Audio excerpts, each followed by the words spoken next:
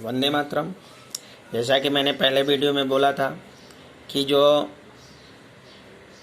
एक ही देश है उसमें अलग अलग समय होते हैं, अलग अलग, तो इसके बारे में आज हम चर्चा करेंगे, जिसे हम स्थानीय समय कहते हैं, दूसरा प्रमाणिक समय। ये दो चीज़ें हैं हमारी आज जिस पर हम चर्चा करेंगे। जो देशांतर रेखा ठीक सूर्य के सामने होती है उस देशांतर पर स्थित सभी स्थानों पर दोपहर के 12 बजे होते हैं, ऐसा हम मानते हैं। यानी मध्याह्न के अनुसार निश्चित किए गए स्थान के समय को स्थानीय समय कहते हैं। तो बच्चों, स्थानीय समय क्या है? ये आपने देखा कि जो देशांतर रेखा सूर्य के ठीक सामने होते हैं और उस देशांतर पर से सभी स्थानों पर दोपहर के 12 बजे का समय माना जाता है। इस प्रकार मध्याह्न के अनुसार निश्चित किए गए समय के स्थान के समय को स्थानीय समय कहते हैं। एक ही देशांतर पर स्थित अलग अलग स्थानों का स्थानीय समय एक ही होता है, जबकि एक ही देश में अलग अलग स्थानों का स्थानीय समय अलग अलग होता है। यानी स्थानीय समय जो आपके देशांतर हैं उस पर समान होगा, लेकिन जो स्थान है, जो जगहें हैं, वहाँ पर अलग अलग होगा। जैसे कि सूरत और दिल्ली, हम सूरत में रह रहे हैं, सूरत और दिल्ली के बीच मान लीजिए कि 3 देशांतर का अंतर है, तो देशांतर पर समय तो एक ही होगा, लेकिन जो स्थान है जैसे दिल्ली है और सूरत है, अब इनके बीच की दूरी तो 3 देशांतर है। अब 3 देशांतर यानी कि सूर्य को एक देशांतर में 4 मिनट का समय लेता है, तो 2 देशांतर में वो 8 मिनट का समय लेगा, 3 देशांतर में वो कितने समय लेगा? 12 मिनट। यानी सूरत में अगर 7 बजे हैं तो उस समय दिल्ली में 7:12 हो रहे होंगे। तो बच्चों, एक ही देश में अलग अलग स्थान का स्थानीय समय अलग अलग होता है। जैसे सूरत का 7 बजा है तो दिल्ली का उस समय 7:12 हो रहा होगा। या कोई और जो राज्य हैं, मान लीजिए कि वो 5 देशांतर दूर हैं, तो उस समय वहाँ पर मान लीजिए सूरत और बेंगलोर, सूरत से बेंगलोर 5 अक्षांश दूर है, तो एक अक्षांश पर जब सूर्य गुजरता है तो उसे 4 मिनट लगता है, तो 5 अक्षांश पे उसे 20 मिनट लगेगा। यानी अगर सूरत में 7 बज रहे हैं तो उसी समय बेंगलोर में 7:20 हो रहे होंगे। समझ रहे हैं मैं क्या कहना चाहता हूँ? कि एक ही देश में जो देशांतर है वो तो उसका समय समान होता है, लेकिन जो स्थान होते हैं अलग अलग, जैसे सूरत, बेंगलोर, दिल्ली, कोलकाता, बॉम्बे, इनके जो स्थानीय समय होते हैं वो अलग अलग होते हैं। अब यहाँ पर ये समझिएगा कि रहते तो हम पूरे भारत देश में हैं और हमारे देश का शासन दिल्ली से होता है। हमें दिल्ली भी जाना है, कभी कभी बेंगलोर भी जाना है, कभी कलकत्ता भी जाना है। तो बच्चों, एक ही देश में जो समय है वो अलग अलग है। अगर दिल्ली वाली घड़ी है उसमें 7:20 हो रहे हैं, कोलकाता वाली घड़ी है उसमें 7:40 हो रहे हैं, सूरत वाली घड़ी है उसमें 7 बजे हैं। तो जो सूरत का व्यक्ति है उसे कोलकाता पहुंचना है तो वो वहाँ पर 20 मिनट लेट पहुंचेगा दिल्ली, और जो कर्नाटक जाने वाला है वो भी वहाँ लेट पहुंचेगा। तो इससे क्या है कि अव्यवस्था फैल जाएगी और ऐसी अवस्था नहीं चल सकती। तो इसके लिए एक निराकरण क्या करना चाहिए, मतलब इसका एक सलूशन क्या है? तो उसका सलूशन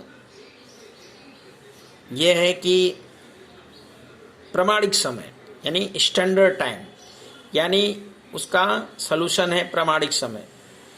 प्रमाणिक समय यानी कि हमारे भारत देश का एक ऐसा स्थान जो पूरे भारत देश में बीचों बीच आता है, उसको वहाँ के स्थानीय समय को एक समय देकर भारत के भिन्न भिन्न राज्यों में उस समय उतने ही बजा दिए जाते हैं। तो आपको हम बता देना चाहते हैं कि हमारे देश का प्रमाणिक समय इलाहाबाद स्थान से लिया गया है, जो कि भारत का बीचों बीच स्थान है।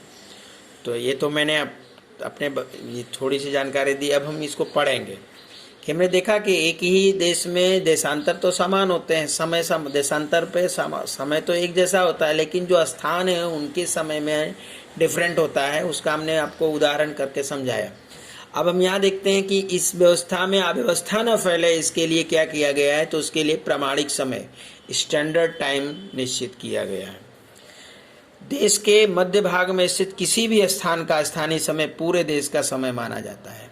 यानी देश के किसी भी एक देशांतर के आधार पर संपूर्ण देश का एक ही समय निश्चित किया जाता है, उसे प्रामाणिक समय या स्टैंडर्ड टाइम कहते हैं। हमारे देश का प्रामाणिक समय इलाहाबाद से गुजरने वाले 82.5 पूर्व देशांतर पर से निश्चित किया गया है। मैंने आपको पहले ही बता दिया कि हमारे देश का जो प्रामाणिक समय है वो इलाहाबाद से लिया गया, जो कि पूरे भारत का बीचों बीच भाग आता है वो। यानी अगर वहाँ दोपहर के 12 बजे हैं तो पूरे देश में, संपूर्ण देश में सभी जगह दोपहर के 12 बजा दिया जाएगा, ऐसा मान लिया जाएगा। होता नहीं है पर हम मान लेंगे। इससे पूरे देश के संचालन में समय व्यवस्था बनी रहेगी। यानी दिल्ली वाले को भी गुजरात आना है, सूरत आना है, तो वो टाइम पे आएगा। दिल्ली से ट्रेन छूटेगी, सूरत पहुंचने में उसको भी टाइम सही लगेगा। दिल्ली से ट्रेन जो है बेंगलोर पहुंचने वाली है, वो भी समय पे पहुंच पाएगी। तो इस तरह से हमारे देश में अव्यवस्था और समय का जो असामंजस्य है वो बरकरार रहेगा। मतलब समय का जो सामंजस्य है वो सही हो जाएगा, ठीक हो जाएगा, यानी दुविधा की स्थिति नहीं रहेगी। तो यह है प्रामाणिक समय, जिसे हम स्टैंडर्ड टाइम कहते हैं। फिर है स्थानीय समय। आपने यहाँ पे सीखा कि जो स्थानीय समय है हर एक देश का ही नहीं बल्कि हर एक राज्यों का अलग अलग होता है। और ये कैसे होता है कि जो देशांतर रेखा है, एक देशांतर पर सूर्य जो है 4 मिनट का समय लेता है। अगर कोई भी स्थान जितने देशांतर दूर होगा उतने मिनट, यानी उतने 4 मिनट उसमें ऐड हो जाएंगे। एक देशांतर यानी 4 मिनट, तो 2 देशांतर 4 + 4 यानी 8 मिनट, और 3 देशांतर यानी 4 + 4 + 4 यानी 12 मिनट, 4 देशांतर यानी 16 मिनट। मतलब जितने देशांतर दूर होते जाएंगे उतने ही हमारा जो स्थानीय समय है वो बढ़ता जाएगा। लेकिन एक ही देश में स्थानीय समय में अलग अलग हो, इससे अव्यवस्था फैल जाएगी, संचालन गड़बड़ हो जाएगा, देश का हर कार्य गड़बड़ हो जाएगा। ट्रेन है, रेलवे है, स्कूल है, बस है, कोई भी मीटिंग है, किसी को कहीं भी लेना हो, क्योंकि हम जिस देश में रहते हैं हमारे पूरे देश से हमारा काम पड़ता है। इसके लिए अव्यवस्था ना हो, इसके लिए प्रामाणिक समय माना गया है।